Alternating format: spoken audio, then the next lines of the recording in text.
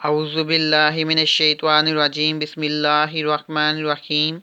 प्यारे बच्चों, अस्सलामु अलैकुम। उम्मीद है कि आप सब खैरियत से होंगे। अल्लाह पाक मुझे और आप सबको से तंदुरुस्ती अता फरमाए और हमें ढेरों खुशियों से नवाजे, आमीन। तो क्लासेस आज के हमारे सबक का अनवान है शहरी और देहाती ज़िंदगी, यानी शहरी और देहाती ज़िंदगी में फ़र्क। तो बाब नंबर 22 है। तो सबक की रीडिंग करने से पहले सब बच्चों ने यहाँ पर तारीख लिखनी है। 8 दिसंबर 2020, पढ़ाई दिन मंगल।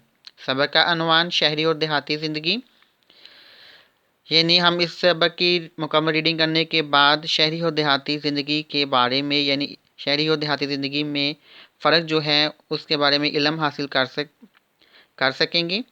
माह के वालिद ने उससे वादा कर रखा था कि इस मर्तबा ईद उल अज़हा की छुट्टियों में वो उसे और भैया को, यानी माह और उसके भाई को दादी जान से मिलवाने गांव ले चलेंगे।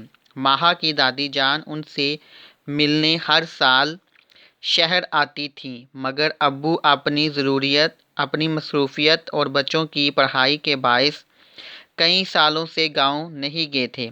इस मर्तबा जो उन्हें कुछ फुर्सत मायनी मोहलत या वक्त मिला तो उन्होंने छुट्टियों में गांव जाने का ऐलान कर दिया।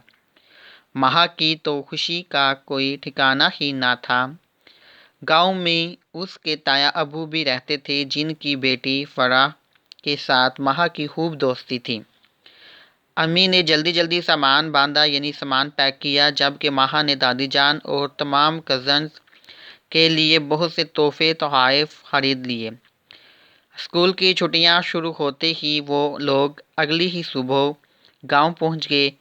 तायाबू उन्हें लेने रेलवे स्टेशन पर मौजूद थे। उनका सामान टांगे पर लादा गया, यानी रखा गया, और कुछ ही देर में वो लोग घर पहुंच गए।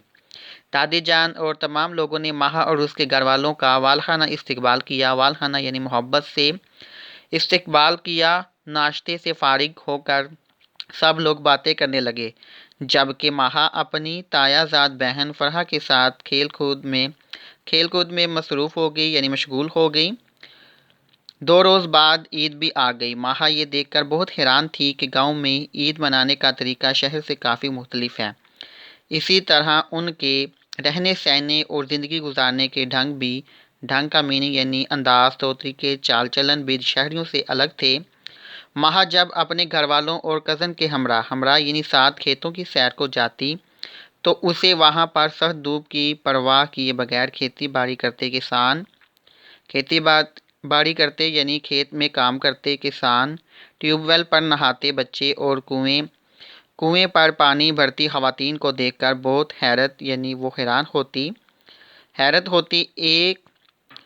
एक रोज़ ताया अबू उसे और भैया को एक दिन ताया अबू और उसे और भैया को अपने साथ गांव का कच्चा स्कूल दिखाने ले गए, जहां पर बच्चे फर्श पर बैठे सबक याद कर रहे थे। स्कूल के मास्टर दीन मोहम्मद ताया अबू के बहुत अच्छे दोस्त भी थे।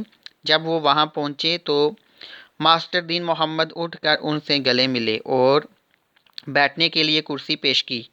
वो ये जानकर बहुत खुश हुए कि मुस्तकबिल में माह भी उस्तानी बनने का इरादा रखती है।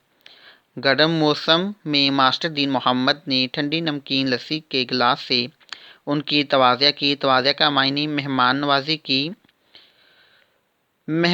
की। साथ साथ वो बच्चों से आज का सबक भी सुनते रहे। थोड़ी ही देर में स्कूल की छुट्टी,